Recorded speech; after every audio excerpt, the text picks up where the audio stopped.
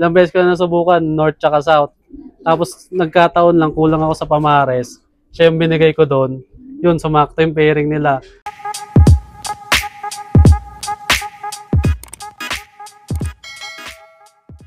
Ito nga pala mga kalapatids, yung producer ng first overall champion. Ito yung nanay niya. Ito mga kalapatids. Ayun, ano pala to, Duca Asylum bloodline ito. Galing ka sa coordinator namin kay Boss Danny. Ito mga kalapatids. So, unang subok. Ay, pangilang subok mo dyan, sir? Pangalawang subok. Pero yung unang anak nito, na finisher ng summer race namin sa Mindoro. Oo, so tingnan nyo mga kalapatids. So, pang north and south to. Pero mas maganda lipad ng norte, ano? Mas maganda lipad ng norte. Ito mga kalapatids. So, ito daw, sir, may lipad po ba? Oo, pero hanggang Quezon lang. Ah, training lang. Tapos kapatid to ng ano niya, Tacloban finisher. Kapatid mismo.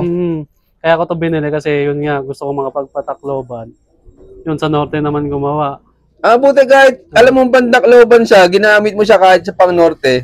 Oo, talagang subok lang na akong subok. Basta alam ko maganda yung linyada kahit saan. Susubukan ko yan. Yan, ito mga kalapatids. So, abangan pa natin yung mga magiging anak nito. Siya, nandito pa kay sir yung magulang. Ay, yung kak, nandito pa rin. Nandito pa rin. Yan, sige sir, paikuha mo nga po. Ito yung tatay naman ng first overall champion, Colson Egayap yung bloodline nito. Galing din sa coordinator namin, si Sir Aldous.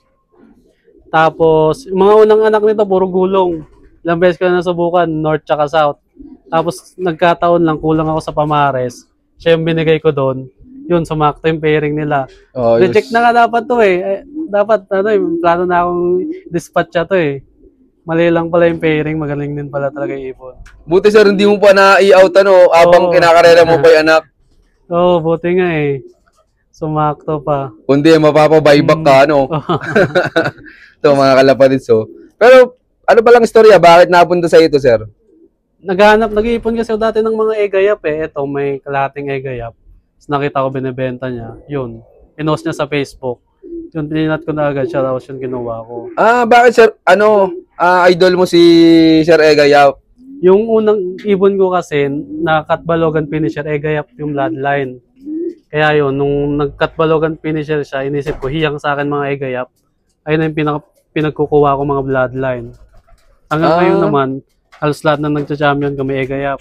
Okay. Kaya, ilang percent dito na may Egayap na ibon mo, sir? Mga 70% ata dyan, puro may Egayap. So, ayun na rin gagawin mong baseline. Ngayon, parang ngayon na baseline ko, parang lahat ng ibon ko, may pasok ng Egayap na. Tapos doon ka pala mas na-inspire na magkalapati kasi yung unang gamit mo, yung Egayap.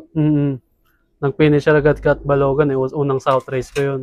So. Pero ikaw pala, Sir Christian, paano nahilig sa pagkakalapati? Anong bata kami, na kami, uso yung dati ng mga bata, yung dagitan, para may ng ibon. Tapos yun, nung makilaki na, tapos nitong nag-pandemic, wala akong ginagawa, tapos naisipan ko mag-alaga ng ibon. Dapat alaga lang talaga.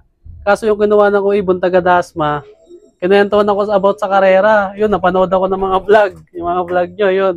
Nahilig na rin ako, tapos sumubok ako Yun, tuloy-tuloy na. Hanggang napabili na tayo ng ibon. Pero hindi ka naman nabigla, sir, sa presyo ng mga kalapati? Mabigla ako. Ni-expect ko, 500 isa lang ibon. Yung, medyo may budget naman tayo. Napabili tayo mga medyo mamahalin na, nag-direct na tayo. Kasi sa mga vlog, napapanood natin, dumirekta na raw tayo sa mga galing. Yun, ginawa ko, dumirekta na ako. Kumbaga, sir, nagsimula ka sa tama. Ayun yung lagi sinasabi sa mga vlog eh. Sinunod natin. Yun, nagtuloy-tuloy. Ayos yan. Congrats ka, sir. Pero ikaw po pala, sir, may naging mentor po ba? Wala. Yung mentor ko, yung mga vlog yan, nila Sir Arturo. Supporters pala natin to, mga kalapatid. Salamat sa suporta. Yan, ito sa mga kalapatid. So, abangan pa natin yung mga magiging anak nito. Buti, hindi niya sinukuhan agad. Producer ng ng first overall champion ng kauna-unang BBC CL. Dapat itong ibon na to, benta ko na ng 1,000. Buti na lang, hindi kinuha kasi duda sa yung linyada eh. Tapos, yung pares kasi dito, binenta ko ng 2,000 doon. Sabi ko, kunin nyo na rin yung pares, 1,000. Ayaw kasi hindi nga sa linyada. Gusto niya yung may direct kay Sir Nelson Chua, yun ang kinuha. Tapos yun, hindi ko alam na siya pa pala yung magpuproduce sa love ko ng first overall champion natin. Ito mga kalapatid, so tingnan nyo, tinanggihan na, binebenta dati ng 1,000 lang. Tapos nag-anak ng champion. Tapos ang laki nung hinakot, sir, ano? 230 plus yun. Oh, ang laki. Tingnan nyo mga kalapads, buti hindi binili, oh. Ayan, dito pa kay Sir Christian yung magulang nung kanyang winner. Tapos ikaw pala, sir, paano ka mag-prepare ng breeder bago isabak sa breeding? Simple lang yung sa breeding ko. Ang ginagawa ko lang, purga lang. Tapos pag tinignan ko okay naman mga balahibo na, isasalang ko na. Ayun lang, purga lang. Nag-try ako dati mag-flashing, medyo hindi hiyang eh. Kaya yun, purga na lang para madali lang. Okay, so ito yung mga kalapatid. So hindi maselan si Sir Christian pagdating sa breeding. Simula una, yun na yung diskarte mo. Yun, purga lang talaga. Pag okay na siya, diretso salang yun, na. Pag nakita ko hindi naman lugon, sasalang ko na yan.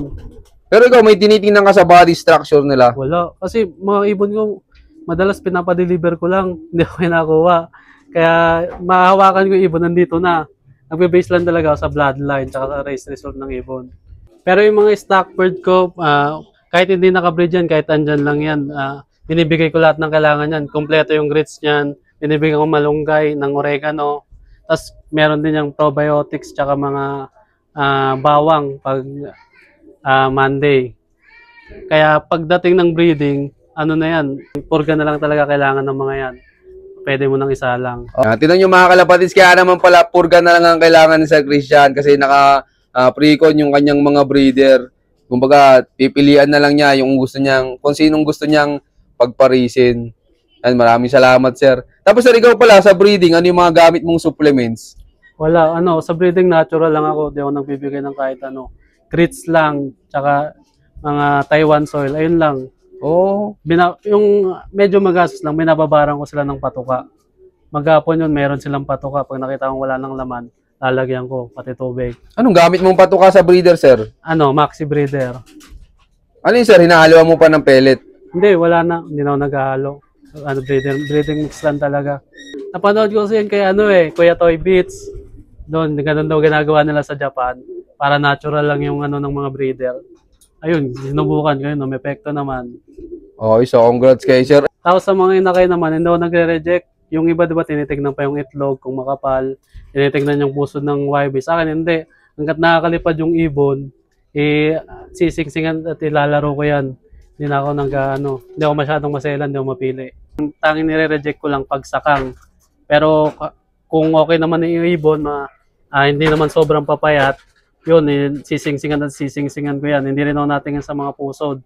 Pero tingnan nyo mga kalapatid, so sunod-sunod yung pagkapanalo ni Sir Christian. Tapos sir, yung inakay, bago mo iwalay sa magulang, ilang buwan? Ang tinitignan ko yung kilikili nila, dapat kumpleto na yung balahibo sa kilikili, tsaka ko ihiwalay. Yun, maraming salamat sir. Tapos sir, tingin mo, yung pinaka-importante pagdating sa breeding para maging successful? Pagdating sa breeding, siguro wag yung masyadong sunugin sa gamot. Kasi YB pa lang. Ang natutunan ko kay Kuya Toy Beats, dapat natural habang YB pa lang sila. Yun, maraming salamat sir.